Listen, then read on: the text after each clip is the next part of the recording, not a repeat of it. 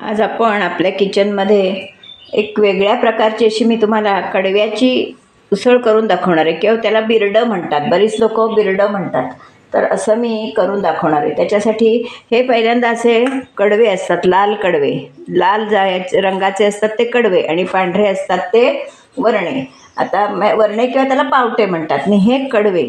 तर हे कडवे 12 तास भिजत घालायचे असतात. त्यानंतर ते स्वच्छ धुवून एका फडक्यात बांधून ठेवायचे, आणि नंतर ते मोड आल्यावर असे सोलून घ्यायचे. ती कृती मी आज तुम्हाला दाखवायची राहिली आहे, पुढच्या वेळी दाखवीन, किंवा यापूर्वी दाखवलेली आहे मी. तर अशी मी आज ह्या कडव्यांची उसळ, हे आता सोलून घेतलेले कडवे आहेत, आणि त्याची मी तुम्हाला आज वेगळ्या प्रकारानं थोडी उसळ करून दाखवणार आहे. तर त्याचं साहित्य म्हणजे आधी प्रथमे 2 वाट्या कडवे, सोलून घेतलेले कडवे. त्यानंतर हा कांदा, खोबरं हे मी वाटून घालणार आहे, खोबरं आणि लसूण हे मी वाटून घालणार आहे. नंतर लाल तिखट, हळद, हिंग, मोहरी, आणि ह्या उसळीला जिरं लागतं. थोडी जिरा पावडरही घालणार आहे आणि थोडं जिरं घालणार आहे. अशी मी आता तुम्हाला उसळ करून दाखवणार आहे. आणि फोडणीसाठी तेल. आता प्रथम काय करणार आहे, तर तेल गरम होत ठेवणार आहे. 2 चमचे तेल, कारण एवढा कांदा आपल्याला, थोडा कांदा एकदम अगदी फ्राय करायचा नाही आहे, थोडासा तसा अर्ध कच्चा असा शिजवून घ्यायचा आहे. खरं हा फोडणीतही टाकत नाही, खरं कच्चंही घालतात, पण मी कच्चं घालणार नाही आहे. मी थोडा वाफवून घेणार आहे कांदा तेलावर, म्हणून मी फोडणी तयार करते. नाही तर हे कच्ची पण भाजी करता येते, म्हणजे कच्चं सगळं साहित्य घालून ती आपण शिजवायची असते, तेल पण कच्चं घालायचं. पण मी तसं न करता फोडणी करणार आहे. तर आपलं तेल तापलं की आपण मोहरी घातली, तापतंय तेल.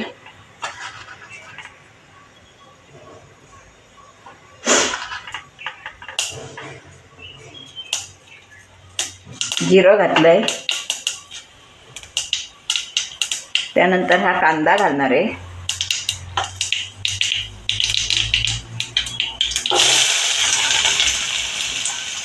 दोन कांदे घेतलेले आहेत.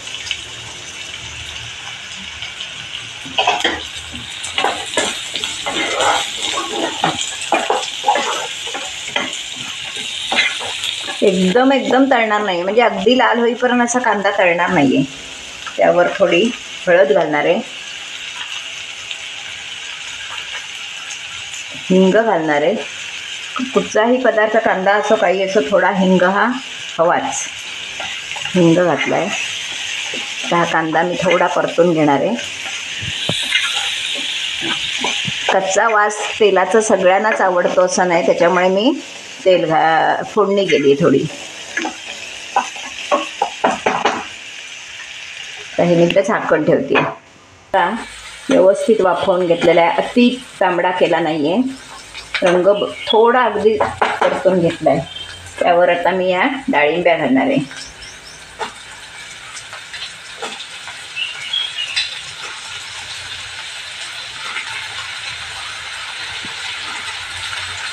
ही उसळ एकदम टेस्टी लागते. भाकरीबरोबर, पोळीबरोबर, भाताबरोबरही छान लागते. ही सिकेपी स्टाईल उसळ आहे.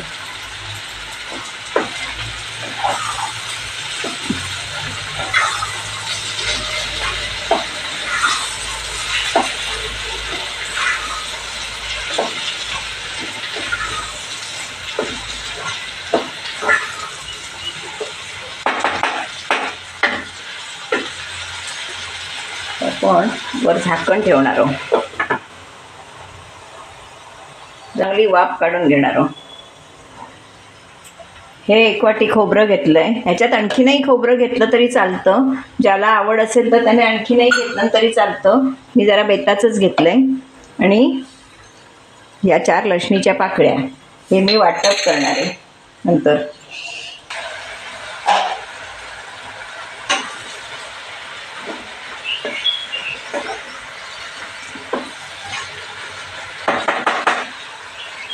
आता मी त्यामध्ये जिरा पावडर घालून घेणार आहे. या उसळीला जिऱ्याचा वास खूप छान लागतो.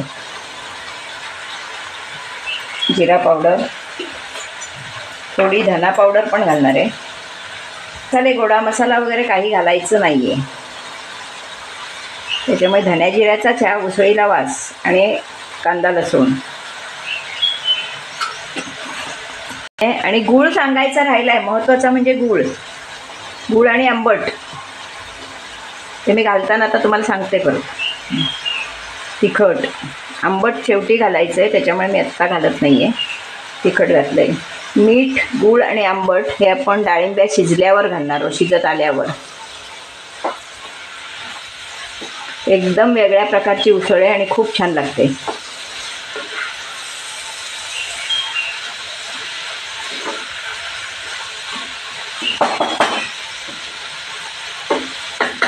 दोन मिनिटांनं मी पाणी घालून ती शिजवून घेणार आहे. हे बघा आता आपलं चांगला परतून मसाले सगळे घालून परतून झालं आहे. आता आपण याच्यात पाणी घालून शिजवून घेणार आहे.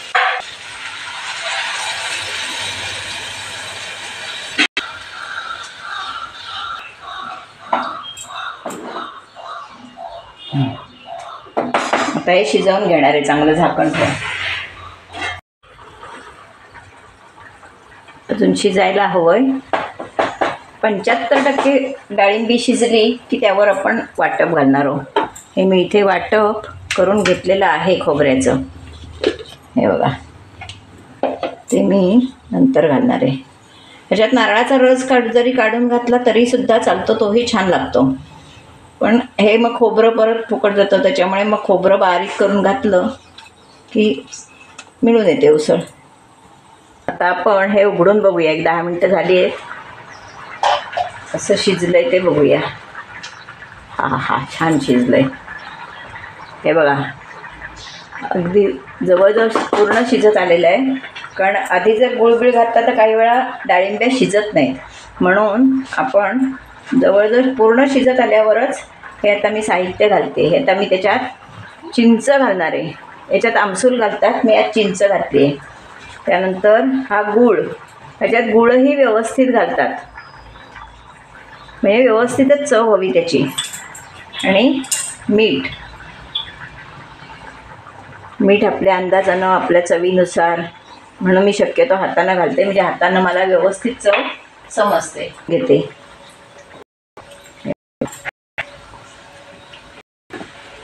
आणि त्यावर आता हे केलेलं खोबरं आणि लसणीचं वाटप आहे हे मी ह्याच्यावर ओतणार आहे.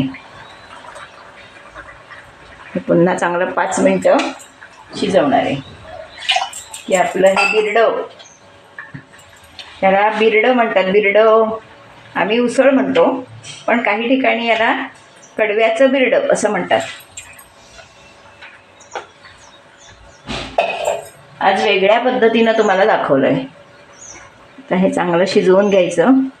पोळीशी भाताशी खूप सुंदर लागतं.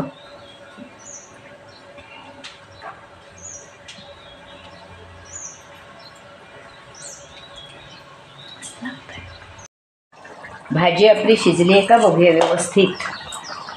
हा किती सुंदर दिसते बघा. वासही छान सुटला आहे आणि सुंदर दिसते. आमसूल चिंच नंतर हवी तर काढून टाकायची, कारण ते जशी राहील तसं ते जास्त आंबट होत जातं, म्हणून अशी काढून टाकायची. कारण जितकं शिजेल तितकं ते मग आत आंबट होतं म्हणून. हे बघा किती सुंदर आपली भाजी झाली आहे ती. पोळीबरोबर, भाताबरोबर, भाकरीबरोबर कशाशीही छान लागते. तशी ही आपली भाजी तयार आहे. आपली कडव्याची उसळ किंवा कडव्याचं बिरडं खाण्यासाठी तयार आहे. आता हा व्हिडिओ मी कसा केला, फक्त तुम्हाला डाळिंब्या काढायच्या दाखवल्या नाही आहेत, पण त्या यापूर्वी मी दाखवलेल्या आहेत. तो तुम्ही माझा पूर्वीचाही व्हिडिओ उसळीचा बघा, म्हणजे तुम्हाला नक्की मिळेल. आणि हा व्हिडिओ मी म्हणजे कशा डाळिंब्या फोडणीला टाकल्या, काय काय साहित्य घातलं, हा माझा व्हिडिओ तुम्ही पूर्णपणे बघा. आणि हा वेगळा प्रकार आहे, त्याच्यामुळे तो तुम्ही नक्की करून बघा. आणि मला कमेंट बॉक्समध्ये कळवा कशी लागते उसळ, कशी झाली तुमची उसळ ती. किंवा एखादा फोटोही मला टाकलात तरी हरकत नाही.